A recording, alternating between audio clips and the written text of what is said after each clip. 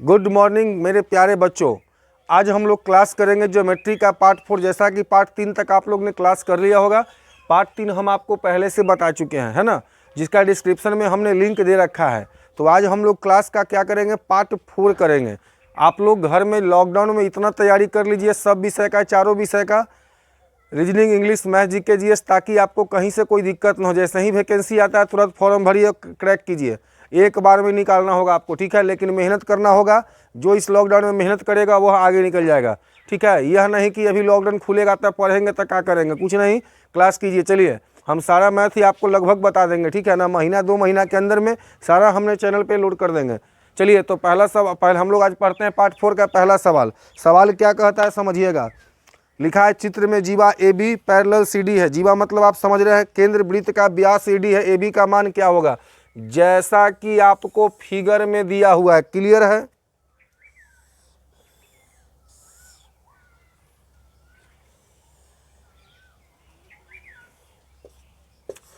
C Q और D, O A P और B, clear है। चलिए, तो कहता है कि ए बी का मान क्या होगा, A B equal to what. Clear है। थोड़ा सा फिगर हमको टेढ़ा हो गया, कोई दिक्कत नहीं है। चलिए, अब जो है इसको लाइए, ऐसे हम सही कर देते हैं। चलिए, ये फिगर थोड़ा गोल है, ठीक है ना। हाँ, चलिए, हमको ना प्रकार लेके तो बैठल नहीं है। तो अब जो है ए बी का मान कहता है, ऑप्शन में आपका दिया है अंक वैसे ही, ए में दिया है पी क्यू, बी में दिया है ए डी, सी में दिया है सी डी, और उसके बाद लिखा है कोई नहीं। 4 गो विकल्प है। देखो, सबसे पहला बात तो इसमें ये बात बोल दिया है कि ये दोनों पैरेलल है। जैसे ही पैरेलल है तो आपको याद आना चाहिए, संगत कोण, एकांतर कोण, एक ही तरफ का, अंतर कोणों का योग 180, सारा कुछ आगे। अब देखो, जब ये दोनों पैरेलल है, कंप्लीट है। अब जो है इसके बाद थोड़ा फिगर टेढ़ा लग रहा है, ध्यान दीजिएगा। इस फिगर को हम थोड़ा सा पहले फ्रेश करते हैं, क्योंकि आपको समझने में परेशानी नहीं होगा। फिगर को हम थोड़ा फ्रेश कर देते हैं।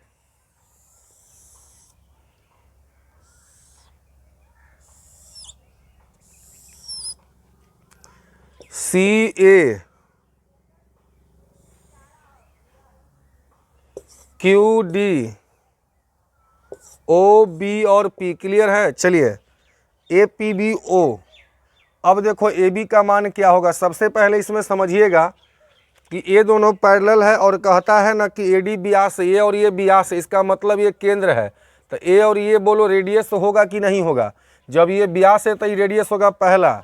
ये आपका पता है ना, केंद्र से जीवा पर, ये जीवा है, जीवा पर डाला गया लंब समकोण होता है, और जीवा को बराबर भाग में भी बांटता है। खैर, यहाँ हमको समकोण हो गया। आगे ए और ये जब पैरेलल है तो ये कोण और ये कोण बोलिए बराबर होगा। एकांतर कोण आपस में क्या होता है, बराबर। अल्टरनेट एंगल आपस में इक्वल होता है। तो यह देखो, तो 1, 2 और 3 कंडीशन को फॉलो कर रहा है। इसका मतलब क्या है कि यह त्रिभुज भी सर्वांगसम होगा। RHS, right angle hypotenuse side का मतलब फिर क्या हुआ, सेंस इक्वल का हो जाएगा। सेंस इक्वल का हो जाएगा, इसका मतलब है तो ये भी के सामने कौन है, तो इसका आंसर क्या हो जाएगा, सी डी। जैसे ही सेंस इक्वल का आ गया तो एक सामने वाला बराबर हो जाएगा। क्लियर है ना। ये कब होगा, जब सर्वांगसम समरूप हुआ था। ये जब हम लोग प्रूफ कर लिए कि 3 केस में RHS ये सर्वांगसम है तो ये बराबर है। और अब से ध्यान रखिए, जब भी इस तरह का सवाल रहेगा एग्जाम में तो कुछ नहीं कीजिएगा, क्योंकि ऐसा सवाल रहेगा तो वो सर्वांगसम होबे करेगा, तभी ये बनेगा। तो इसका मतलब सीधे कह दीजिएगा सामने वाला। सीधा एक ही कॉन्सेप्ट रखिएगा याद, सामने वाला। क्या, सिर्फ और सिर्फ एक ही ऐसे सवाल में ध्यान रखना है कि सामने वाला आंसर होगा। आपको गाना भी याद होगा, सामने वाली से नैना चार हो गई, ठीक है ना। तो बस सामने वाला से नैना चार कर लीजिए, आपका सवाल का जवाब ही आ जाएगा, ठीक है। चलिए, तो इस सवाल का जवाब सीधे सामने वाला होगा। कैसे होगा, इस तरह के हम सवाल आपको और बताते हैं। देखिए, अगला सवाल क्या कहता है, चक्रीय समलंब। समलंब मतलब चतुर्भुज होता है।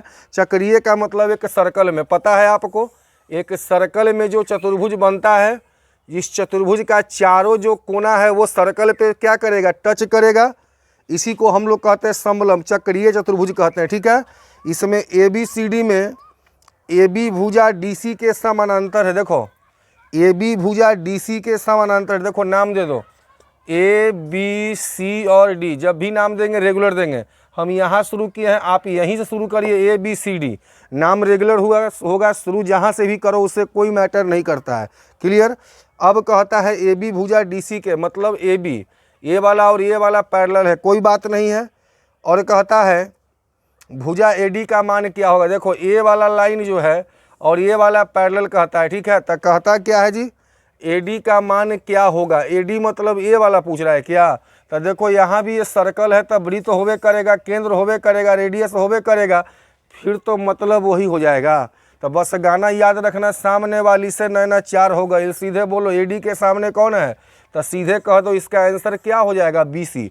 ए डी है तो सामने वाला बी सी, ये भी कहता था सामने वाला सी डी, क्योंकि प्रूफ करेंगे हम फिर वही चीज़ हो जाएगा सब सर्वांग सम, और जब सर्वांग सम होगा तो सेंस बराबर का ना हो जाएगा।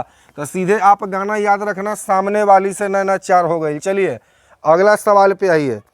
एक बाह बिंदु, हाँ बाह मतलब बाहर बिंदु से एक वृत्त पर स्पर्श रेखा टीपी है। देखो एक आपका सर्कल है, क्लियर है। एक बाह बिंदु, बाहर में कोई बिंदु टी है, इस पे स्पर्श रेखा तो टीपी, एक देखो टीपी हो गया।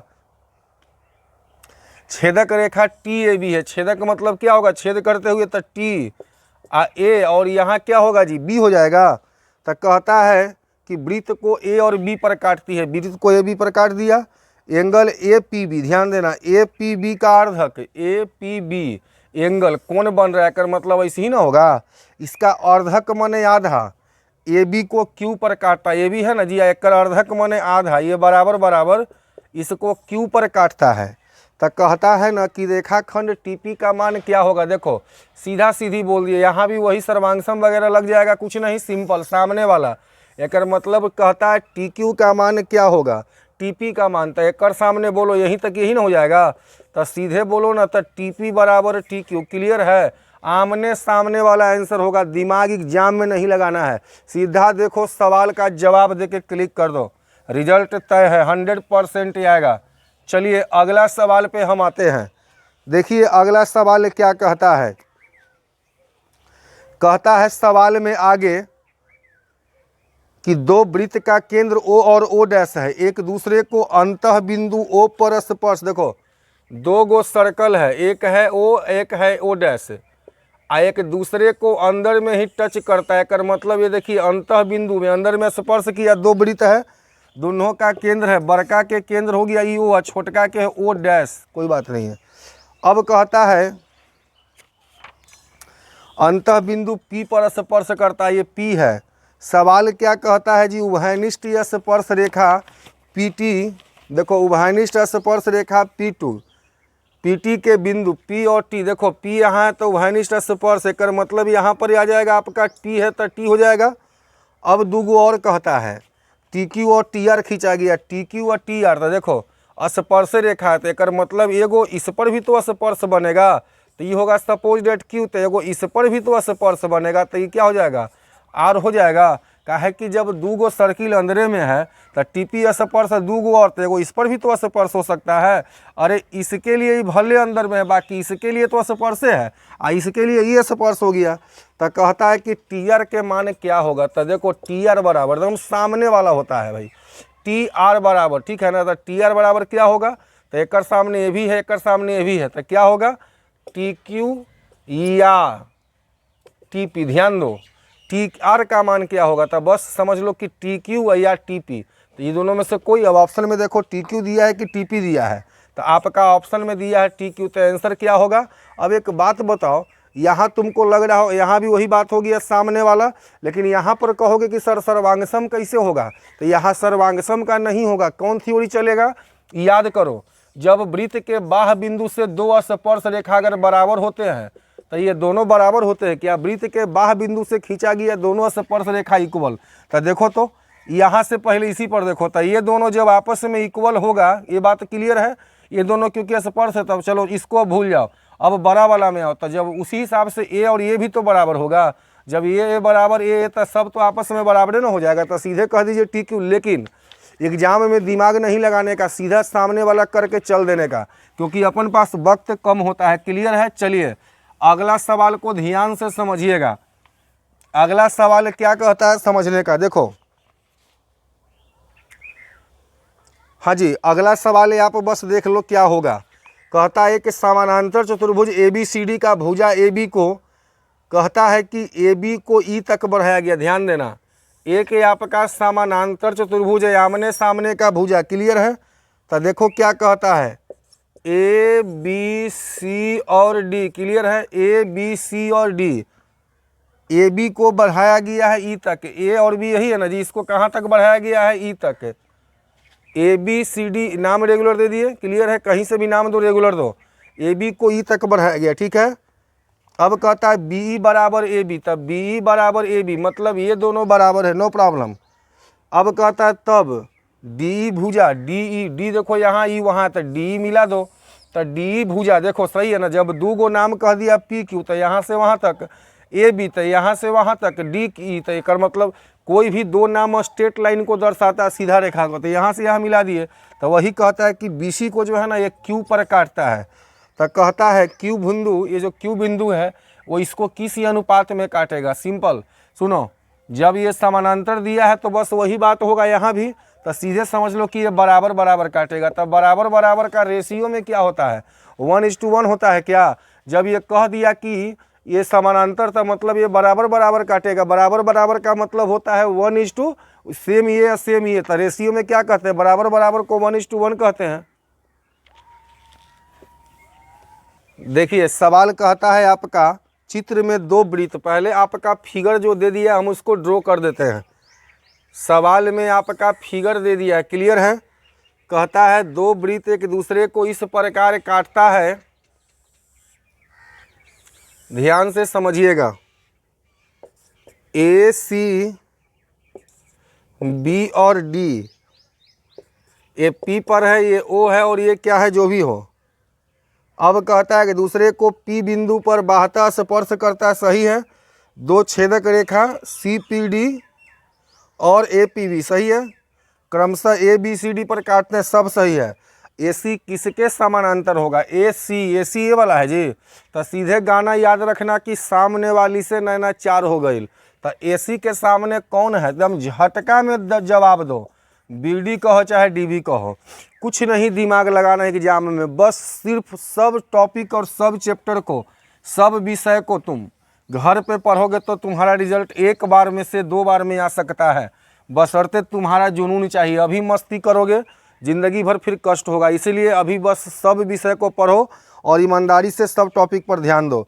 चलिए अगला सवाल कहता है त्रिभुज ABC के भुजा ABBCCA। देखो जी त्रिभुज ABC, ध्यान से समझिएगा। त्रिभुज कहता है, नाम दीजिए पहले, त्रिभुज AB एंड C का भुजा ABBCCA। AB का मध्य बिंदु D है और BC का जी E है, और इसका तो कहता है त्रिभुज ABC का क्षेत्रफल क्या दिया? देखो बहुत बढ़िया सवाल है। देखो त्रिभुज ABC का एरिया क्या दिया है? जैसे त्रिभुज मतलब यही ना ABC है, इसका एरिया देखो दिया है त्रिभुज। ये कहता कि 10 होता सेंटीमीटर स्क्वायर, 20 होता, 5 होता, तो इस सीधा दे दिया, त्रिभुजे दे दिया, तो कोई बात नहीं है। तो कहता है ना कि त्रिभुज DEF, देखो तो ये जो त्रिभुज बनाए हो इस कहता है त्रिभुज DEF का क्षेत्रफल क्या होगा? तो आपको याद होना चाहिए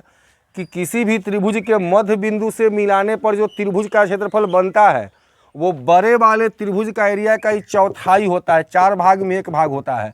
तो इसका क्षेत्रफल त्रिभुज दिया है बड़का का, तो ये 1/4 होगा, तो 1/4 ये हो जाएगा त्रिभुज बाई 4। यही रहता आपका 60 ये वाला एरिया, तो 60/4 15, ये त्रिभुज दे दिया, त्रिभुज बाई 4। जैसा प्रश्न का आंसर है, जैसा सवाल था वैसा ही रूप में आंसर दे दीजिए। चलिए तो क्लियर है। आइए अगले सवाल पे। देखो भाई अगला सवाल को समझेगा। अगला सवाल कहता है त्रिभुज ABC में O केंद्रक है। याद है आपको? केंद्रक किसको कहते हैं? त्रिभुज के माध्यिकाओं के मिलान बिंदु, सेंट्रोइड जिसको कहते हैं। त्रिभुज में O केंद्रक है। देखो त्रिभुज ये वाला है, ये माध्यिका है, ABC नाम दो पहले, यहाँ से यहाँ यह भी माध्यिका है और यह भी माध्यिका है। ये केंद्रक ही आपका वो दिया हुआ, ठीक है, त्रिभुज A। और एक बात बोले थे कि माध्यिका में जो होता है सामने का भुजा पे मध्य बिंदु पे होता है। क्लियर? अब ये पहले नाम लिखो, तो क्या दिया है? केंद्रक है AD, A और डी यहाँ है, बी और ई, सी एफ, 3 माध्यिका है। ऐसे भी आपको बताए थे कि माध्यिका 3 होता है, क्योंकि सामने वाले भुजा पे बीच में होता है और केंद्रक समझ गया, पहला बात। दूसरा, त्रिभुज का माध्यिका जो होता है त्रिभुज का बराबर बराबर एरिया में बांटता है, क्षेत्र बराबर होता है। दूसरा, तीसरा, ये जो त्रिभुज जो काट रहा है माध्यिका, ये बराबर बराबर नहीं होता, ये माध्यिका जो कटता है वो 2:1 होता है। छोटा भाग जो होता है बड़े वाले का आधा या बड़े वाले छोटा का 2 गुना होता है। क्लियर, यहाँ तक कोई दिक्कत ही आपको नहीं होगा। दूसरा बात, एरिया जो होता है वो बिल्कुल बराबर बराबर, तो यह भी बराबर, यह भी बराबर, यह भी बराबर, यहाँ तक कोई दिक्कत नहीं है। चलिए ध्यान से समझिएगा। तो कहता है ए ओ ई का क्षेत्रफल, देखो ए ओ ई इस भाग का सिर्फ क्षेत्रफल दिया है कितना, ए ओ ई का दिया है 15 वर्ग सीएम, सिर्फ इसका दे दिया है 15। तो चतुर्भुज बी डी ओ एफ का, बी डी ओ एफ, देखो बी डी ओ एफ, इसका एरिया पूछ रहा है, इसका एरिया पूछ रहा है, ये पूरा 4 भाग का, 2 भाग का ना, क्षेत्रफल क्या होगा। तो देखो ये एक भाग 15 है, तब बराबर एरिया होता है, तो सब का 15 15 15 होगा, तो इसका भी 15 होगा, इसका भी 15 होगा। क्लियर, तो ये बी डी ओ एफ मतलब 15 15 क्या हो जाएगा, 30 cm², इसका हो जाएगा, एकदम कंप्लीट है। अगर पूरे का आपसे पूछता तब 15 15 30 45 90 जो भी हो, है ना, 15 छक्का 90 हो जाता। लेकिन आपसे पूरा का नहीं बल्कि 2 भाग का पूछा है, कहीं से कोई तरह का दिक्कत नहीं है जी। चलिए अगला सवाल पे आइए। देखो अगला सवाल क्या कहता है, समबाहु त्रिभुज ए बी सी में, समबाहु त्रिभुज ए बी और सी में कहता है एडी लंब है, बीसी है ना, इस पर एडी लंब है, एडी क्या है जी, लंब है। तक कहता है कि बताइए इसका मान क्या होगा। देखो ऑप्शन क्या दिया है, कुछ अलग ढंग से है, 2ab² बराबर 3ad, 3ab² बराबर 2ad², 2ab² बराबर 4ad², आगे 3ab² बराबर 4ad²। क्लियर है। चलिए 3ab² बराबर क्या है जी, 4ad²। अब देखो आंसर ऐसे दिया है, सबसे पहले यहाँ पर तुम ये समझना कि क्या होगा इस ऑप्शन में से। सब सवाल को अब फिर से हम पढ़ते हैं।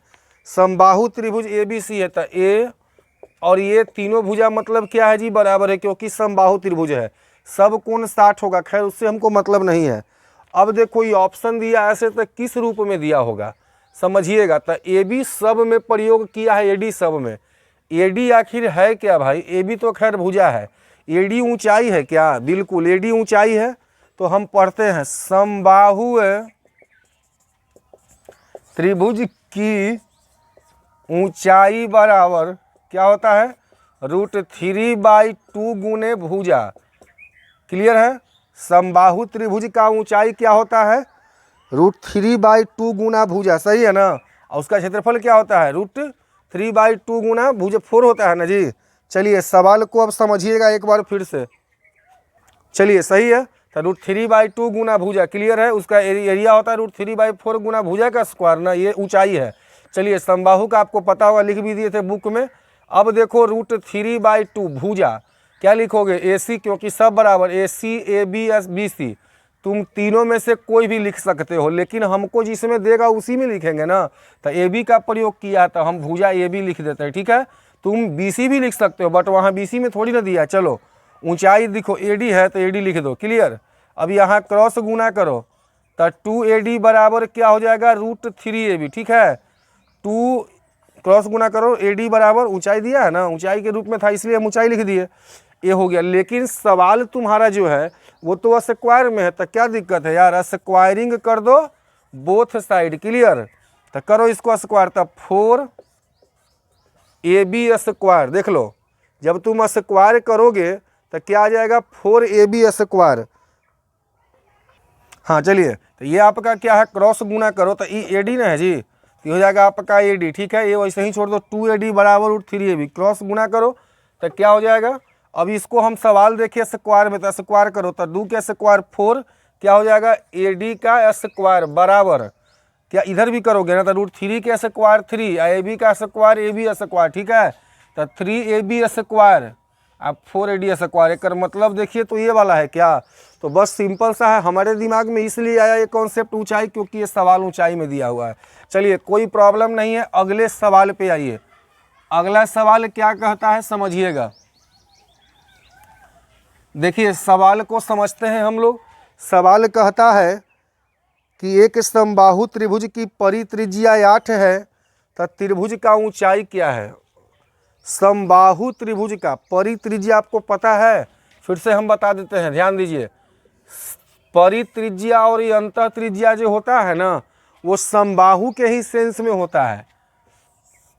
अब जो है देखो, ये है आपका समबाहु त्रिभुज, ठीक है ना। परि का मतलब बाहर से जो वृत्त होगा उसका, अंतः त्रिज्या का मतलब जो अंदर से वृत्त होगा उसका।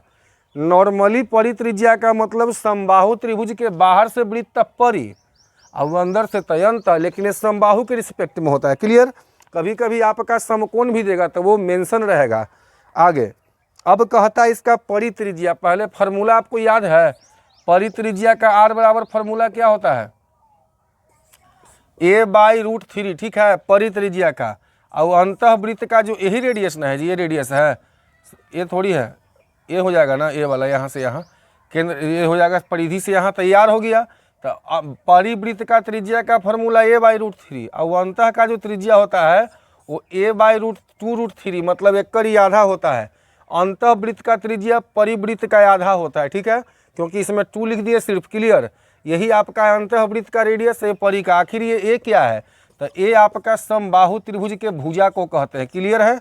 सवाल देखो, समबाहु त्रिभुज का परित्रिज्या दिया है 8, देखो कोई बात नहीं है, परित्रिज्या दिया है तुमको 8, परित्रिज्या दे दिया है ना जी, तो फॉर्मूला लिखो क्या होता है, A/√3 बराबर 8 है, तो A बराबर 8√3 cm।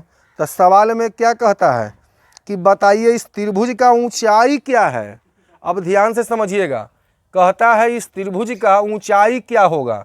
तो ये तो तुम भुजा ना निकाले हो, किसका, तो समबाहु का। तो जब भुजा निकल गया तो ऊंचाई ना निकलेगा, तो बस समबाहु त्रिभुज का ऊंचाई, अभी थोड़ा देर पहले बताए थे, √3/2 गुना भुजा। तो बोलो √3/2 गुना भुजा क्या है जी, 8√3 है। बोलो ये 4 दूनी का √3 गुना 3 कितना होता है, 3, 3 चौका 12 cm। क्लियर है, 12 सेंटीमीटर दिया है जी, ऑप्शन नंबर ये। चलिए तो कंप्लीट बात है। अगला सवाल पे आइए, अगला सवाल को समझिएगा। देखिए अगला सवाल क्या कहता है, किसी त्रिभुज के माध्यिकाओं का प्रतिच्छेद बिंदु, आपको बताए थे ना, शुरू थ्योरी बताए थे फर्स्ट वॉल्यूम में, त्रिभुज का मध्य 4 को बताए थे केंद्र बिंदु आपको चारों के बारे में क्या। तो चलिए माध्यिका का प्रतिच्छेद बिंदु क्या कहलाता है जी, केंद्रिका कहलाता है, सेंट्राइड केंद्रिका इसको हम लोग कहते हैं, केंद्रिका, ऑप्शन नंबर C। क्लियर। चलिए त्रिभुज का अगला, 2 त्रिभुज के संगत भुजाओं का यह अनुपात क्या है, 1:3 है, तो संगत शीर्षलंब का अनुपात क्या होगा, तो सेम ना होगा जी, काहे कि संगत भुजा शीर्षलंब ऊंचाई परिमाप सब समान होता है। और नहीं तो देख लो, बस सीधा सीधी बात दिया हुआ है, संगत भुजा 1 है तो ये 3 है, तो ये दोनों का मान पूछ दिया, तो ये B, तो बोलो A/B बराबर फिर ये वाला A हो जाएगा, तो वही ना हो जाएगा। तो आपको पता है कि संगत भुजा शीर्षलंब ऊंचाई सिर्फ एरिया स्क्वायर में होता है, तो जो शीर्षलंब है जो वही भुजा है। क्लियर। अगला, अब देखिए अगला सवाल पे आइए, किसी त्रिभुज का कहता है एक समबाहु त्रिभुज का परित्रिज्या 10 है, तो अंतः त्रिज्या, परित्रिज्या आपका दिया है 10 cm, अंतः त्रिज्या क्या होगा, अभी 2 सवाल पहले बताए थे ना यहाँ फिगर दर्शा करके, परित्रिज्या अंतः त्रिज्या, परित्रिज्या A/ बोले थे √3, अब अंतः त्रिज होता है A/2√3, ये 2 से दिए भागा तो 1/2 ना हो गया। तो यानी बताए थे वहाँ पे कि अंतः वृत्त का त्रिज्या परिवृत्त का हाफ होता है, तो परि जब 10 है तो 1/2 यानी कितना हो जाएगा, 5 cm ना हो जाएगा। चलिए हम लोग आते हैं अब अगले सवाल पे। बहुत बढ़िया सवाल है, ध्यान से समझिएगा। एक समकोण त्रिभुज ABC में, समकोण त्रिभुज कहता है, ध्यान से समझिएगा। ABC समकोण त्रिभुज है। इसमें ABC है 90 डिग्री, AB का मान दिया है 5 cm, BC का मान दिया है 12 cm। तक कहता है ABC के परिवृत्त का त्रिज्या, एक बाहर जो है ना, एक परिवृत्त माने बाहर से एक वृत्त है, इसका रेडियस क्या होगा। तो याद रखना, नॉर्मली जो सवाल रहता है वह सवाल जो होता है वो क्या होता है, समबाहु त्रिभुज का। ध्यान दीजिएगा, समबाहु त्रिभुज पे परिवृत्त अंतवृत्त होता है, लेकिन कभी कभी समकोण में कहेगा तो याद रखना, जो समकोण त्रिभुज का कर्ण होता है वही इसका व्यास होता है परित्रिज्या का। एक मतलब जब ये पूरा है तो ये व्यास है, तो रेडियस याद है ना होगा जी, तो एक मतलब याद है क्या हो जाएगा 6 cm। कहने का मतलब जो व्यास है वही परिवृत्त, ध्यान से समझना, जो इसका व्यास है वही आपका क्या होता है, इस वृत्त का व्यास होगा जो ये कर्ण होगा। तो ये जब पूरा आप इसका व्यास है और ये है आपका 12, तो ये 6 वही इसका कर्ण है। ये कब होगा, जब समकोण रहेगा, तो यानी समकोण त्रिभुज का जो कर्ण होगा वही परिवृत्त का व्यास होगा। तो ये व्यास 12 था, रेडियस 6, सिंपल। चलिए अब हम लोग आते हैं 75 नंबर का। यहाँ से ध्यान से समझिएगा, थोड़ा सा पैटर्न अलग है, पैटर्न अलग नहीं है, थ्योरी हम बता चुके हैं, लेकिन एक बार हम फिर से आपको 1 मिनट के अंदर में बता देंगे। देखिए, किसी भी सर्कल के अंदर में और अगर एक चतुर्भुज रहता है, चारों कोना अगर उसका टच करता है, चक्रीय चतुर्भुज कहलाएगा। चक्रीय का थ्योरी आपको याद है, क्रॉस गुना आमने सामने का कोनों का योग 180, इस दोनों का भी कोना का योग 180, इस दोनों कोना का भी योग क्या हो जाएगा 180। आमने सामने के एक कोनों का योग होता है 180, कोई दिक्कत नहीं है। पहला, एक ही चाप से बनाया गया एक तरफ का सब कोण बराबर। एक चाप माने देखो यहाँ से शुरू हुआ यहाँ ख़त्म हुआ, यहाँ शुरू हुआ यहीं ख़त्म हुआ, ये सब कोण अगर ये अल्फा है तो ये अल्फा होगा। इधर का अगर कोण जो भी होगा, ये बीटा है तो बीटा है तो ये बीटा होगा। दूसरा, अगर ये व्यास है तो अर्धवृत्त का जो कोण बनेगा वो समकोण बनेगा। ये यहाँ से जाएगा यहाँ, यहाँ से यहाँ जाएगा, ये सब के सब क्या होगा, अर्धवृत्त का कोण जो होता है ना वो समकोण होता है। ठीक है, चलिए हम लोग आते हैं अगले सवाल पे। सवाल नंबर ये आपका 75 है। क्या कहता है समझिएगा।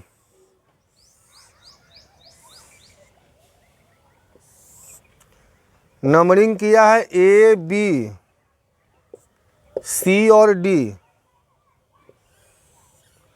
ए दिया है 45 डिग्री, 70 डिग्री, यहाँ तक तो हम समझते हैं कि कोई दिक्कत किसी को नहीं होगा। सब दे दिया था। BCD का मान देखो जी, BCD देखो, इतना बढ़िया सवाल है। अब इस सवाल को जवाब दो, कैसे होगा, बस एक नज़र देखो, जवाब दो। क्या होगा, 1 2 3 4 चक्रीय चतुर्भुज है कि आमने सामने का 180 था, जब 65 है तो ये कितना हो जाएगा 115 नहीं होगा, आमने सामने का जो 180 होता है तो ये 165 था, जोड़ के देखो घटा के 180 में तो 115 ना आएगा। चलिए अगला सवाल पे आइए। कहता है इस सवाल में कि ए ओ बी का मान क्या होगा। बहुत बढ़िया सवाल है। देखो ये इतने सवाल में देवे किया है, यहाँ भी दिया है, देखो इतना सा तो बात दिया है ACBO, हाँ ये दिया है 20 डिग्री। अब तुम देखो एंगल AOB का मान, पहले देखो AOB, एक मतलब ये वाला पूछ रहा है जी, ये वाला पूछ रहा है। सुनो ये क्या है, O केंद्र है, तो ये केंद्र है तो O दीजिए तो मतलब केंद्र है। यहाँ पर समझ लीजिएगा, सवाल में लिखा हुआ है कि नहीं तो मिस्टेक हो गया होगा, O केंद्र ही है। ठीक है, लिख लेना सवाल में O केंद्र है।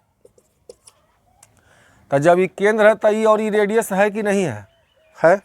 अब याद करो क्या बोले थे, किसी त्रिभुज में ये दोनों रेडियस है ना होगा जी।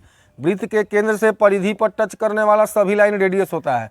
अब देखो किसी त्रिभुज का दो भुजा बराबर तो सामने का दो कोण भी क्या होता है, इसी का रिवर्स भी होता है। जब दो कोण बराबर तो दो भुजा बराबर, दो भुजा बराबर तो दो कोण बराबर। क्लियर, चलो ठीक है। 20 20 40 था, फिर ये वाला कितना हो जाएगा, त्रिभुज का मान 180 ना होता है जी, तो 140 डिग्री हो जाएगा ना। चलिए अगले सवाल पे आइए। चलिए अगला सवाल कहता है ओ वृत्त का केंद्र है तो एंगल एक्स का मान क्या होगा। फिगर को देख लीजिए, फिगर में ही सब कुछ है आपका, आपको तो एग्जाम में लिखना भी नहीं है क्योंकि फिगर तो बना हुआ रहेगा, सिर्फ सवाल को देखना है और आंसर इसका दे देना है। देखो ये दिया है जी 65 डिग्री, नंबरिंग कर दो ए, ये पूरा एक्स है, ये केंद्र है तो वो है, क्लियर। यहाँ क्या है जी, देखो ई, और यहाँ दिया हुआ है आपका सी, ठीक है, ए ई सी, और यहाँ भी तो होगा कुछ है। देखो सवाल में कहता है एक्स का मान, देखो बहुत बढ़िया सवाल है। सबसे पहले तुम देखो तो ये 65 है तो ये वाला कितना हो जाएगा जी, 115 होगा ना। सीधा रेखा का मान 180, 1 2 3 4 चक्रीय है, अच्छा कोई बात नहीं। 115 था आमने सामने का, 180 कितना होगा, 65 होगा क्या। देखो तो ये हो जाएगा 65 डिग्री, कहीं से कोई दिक्कत नहीं है। जोड़ कर देखो 180। अब देखो यहाँ से यहाँ गया है, यहाँ से यहाँ गया, एक ही चाप का बना हुआ सब कोण बराबर, लेकिन केंद्र का कोण दुगना होगा। एक ही चाप से अगर जो कोण बनेगा, अगर ये थीटा है तो ये 2 थीटा, थ्योरी में भी बताए थे, क्लियर। तो ये 65 है तो एक मतलब ये वाला बोलो 130 डिग्री आएगा क्या। एक केंद्र का कोण है तो दुगना, लेकिन तुमसे ये पूछा तो जब एक बार सर्कल रोटेट करता है तो 360 का कोण बनेगा, तो 360 में से तुम 130 को घटा दो, कितना बन जाएगा। जब हम लोग 130 को घटा देंगे तो ये आएगा, लगता है कि 230 आएगा क्या, 360 सही है। ये पूरा 360 का है तो इतना दूर 130, एक कर दुगना, तो ये वाला पूछा है तो घटा दो 360 में, कितना आएगा 230 डिग्री, क्लियर है। चलिए अगला सवाल पे आइए। सवाल नेक्स्ट वाला जो सवाल है बहुत बढ़िया सवाल है, देखने में आपको लग रहा है लेकिन जवाब देखिए उतना ही सटीक होगा। देखिए सबसे पहले सवाल में कहता है क्या है, ये 2 स्पर्श रेखा है, ठीक है, ये 2 स्पर्श रेखा है। कहता है एंगल बी डी सी का मान क्या होगा, सी डी एंड बी, ठीक है ना। ये वाला को ऐसे डाउन कर दीजिए, ये आपका क्या है, कुछ नहीं है अभी। ये दिया हुआ है आपका ए, मान एकर 60 है। अब सुनो कहता है बी डी सी का मान क्या होगा, इसका मान पूछ दिया। ये समकोण है, ये समकोण है, नहीं भी कहता तो समकोण होता, क्यों, क्योंकि स्पर्श रेखा जो होता है ना वो रेडियस नहीं वाला है, तो स्पर्श रेखा रेडियस के साथ 90, लेकिन दे ही दिया है। चलो अब सुनो एकर मान पहले बताओ तो। ये चतुर्भुज है जी, चक्रीय नहीं, नॉर्मल चतुर्भुज है, 1 2 3 4 नॉर्मल, जैसे ऐसे है। तो नॉर्मल चतुर्भुज का भी चारों कोण का योग 360, तो 90 90 1 80 है, और 60 जोड़ो तो 8 6 14 240 आएगा क्या, एकर मतलब 120 ही आएगा। ये कोण बोलो 120 होगा कि नहीं होगा, जोड़ के देख लो, 90 90 1 80, 8 6 14 240, 20 जोड़ोगे तो 60 है, 100 और 120। अब देखो तो यहाँ से यहाँ गया है और यहाँ से यहाँ आया, ठीक है, ये केंद्र है, समझ लो। नॉर्मल है तो सवाल केंद्र ही होता है, तो यहाँ से यहाँ एक ही चाप का बना हुआ सब कोण बराबर, लेकिन केंद्र का है दुगना, तो एक मतलब ये आधा ना हो जाएगा। 60 डिग्री होगा तब नहीं 120, आपसे यही पूछ दिया तो 60 डिग्री हो जाएगा। चलिए 2-4 सवाल और है, अगला सवाल को समझिएगा, बहुत बढ़िया सवाल है। सवाल क्या कहता है, ये भी वृत्त का व्यास है। सवाल कितना हो घुमा देगा, जवाब ये आपका आसानी होगा।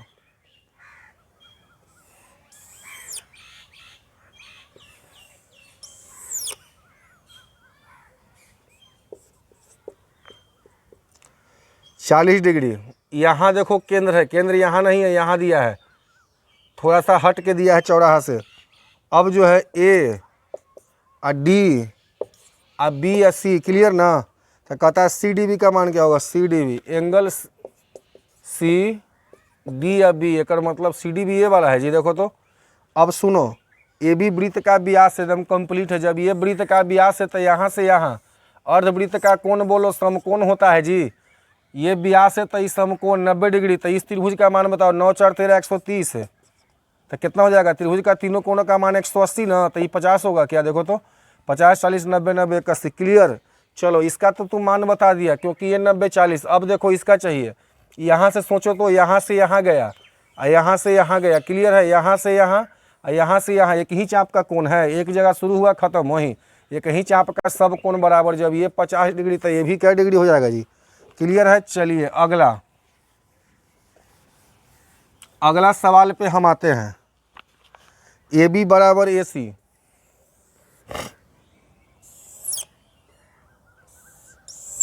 यहाँ ई है ए बी सी,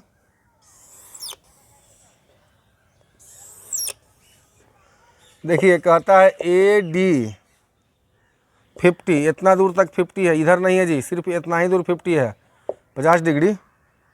ए और ये कहता है बराबर है सवाल में, ए बी बराबर A C, A B C 50, तब बी डी सी क्या होगा, बी डी सी। एक मतलब देखो तो ये मान पूछ रहा है ना, सही है। अब तुम सोचो कि ये जब दो भुजा त्रिभुज में बराबर तो सामने का दो कोण भी बराबर होता है जी। किसी त्रिभुज का दो भुजा बराबर तो दो कोण बराबर, 50 50 100, तो ये बोलो 80 हो जाएगा। यहाँ तक दिक्कत नहीं, वो पूछ रहा है। तो यहाँ से यहाँ आया और यहाँ से यहाँ आया, कहीं चाप का सब कोण बराबर, तो ये 80 डिग्री, तो ये भी क्या हो जाएगा। चलिए 2-3 सवाल और है, सवाल को सोल्व कीजिए। अगला सवाल जल्दी से आप लोग बनाइए, सवाल को समझिएगा। देखो सवाल क्या कहता है, यहाँ से इसको यहाँ मिला दीजिए, एक्स है सी है जी, ए और डी, ई और बी, ये है 20 डिग्री, आपका 29। बहुत बढ़िया सवाल। देखो क्या कहता है, एक्स का मान क्या होगा।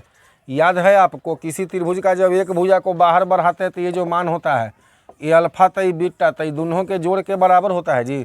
तो इस त्रिभुज में इसको आगे बढ़ाया तो ये क्या होगा, ये दोनों के जोड़ के बराबर 20 और 29 बोलो क्या हो जाएगा, 49 डिग्री होगा। क्या क्लियर है ना। तो 20 और 29 जोड़ दो तो 49 हो जाएगा। क्लियर। चलिए अगले सवाल पे आइए। अगला सवाल क्या कहता है,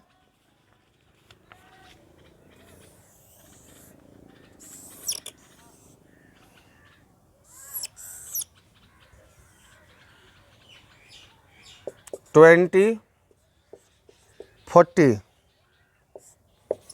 ए बी एंड सी, गलती है, ए यहाँ है ना, अब बी वहाँ सी वहाँ। कहता है ए बी सी का मान क्या होगा। ए बी सी मतलब ये वाला पूछ रहा है जी। देखो ये भी केंद्र है, ये भी केंद्र है, तो ये सब रेडियस है ना है। वो कह दिया तो ये मतलब ये केंद्र है। क्लियर है, वो मतलब ये केंद्र है। अब सुनो, ये दो भुजा बराबर तो दो कोण बराबर, ये 20 ना होगा। इस त्रिभुज में आओ तो दो भुजा बराबर, तो इसमें भी दो कोण बराबर 40। ये पूरा पूछ रहा है 40 और 20 कितना होता है जी, सीधे कहो 60 डिग्री। क्लियर है। चलिए इसमें 2 सवाल था, ये पहला सवाल का आपका जवाब था। क्लियर है। एक सवाल इसी में और है। चलिए सवाल क्या कहता है समझिएगा,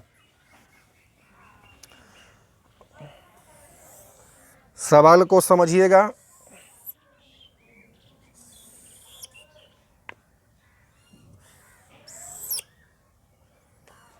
eighty 85 degree 15 degree, A D A B and C. कहता है सवाल में ये 50 डिग्री है ना, ई सी ए का मान क्या होगा। ई सी और ए, ई सी ए, ठीक है ना। अब देखो इसका मान क्या होगा, बताओ। सुनो, ये 85 या 15 100, तो ये बोलो 80 होगा कि नहीं होगा। स्ट्रेट लाइन का मान 180, 85 15 100 तो 80, ठीक है। अब देखो यहाँ से यहाँ मिला दो इस त्रिभुज में, इसको आगे बढ़ाओ। इस किसी एक त्रिभुज के एक भुजा आगे बढ़ाते हैं तो दोनों के जोड़ के बराबर, तो 8 5 13 बोलो 130 हो जाएगा। किसी त्रिभुज में एक भुजा को आगे बढ़ाते हैं दोनों के जोड़ के 130। क्लियर है। तो तुमसे क्या कहता है, ई सी ए, तो यही वाला पूछ रहा है ना जी। तो ये भी तो त्रिभुज बन गया। त्रिभुज का मान 180, 130 है 15 145 50 30 80 35 आएगा क्या, देखो तो सही है ना। 130 15 45, ठीक है। 5 एने 30 ओने 35 डिग्री। चलिए आपका सवाल लास्ट है, आखिरी सवाल को समझिएगा ध्यान से। देखिए सवाल जो है कहता है कि पी क्यू ए 20,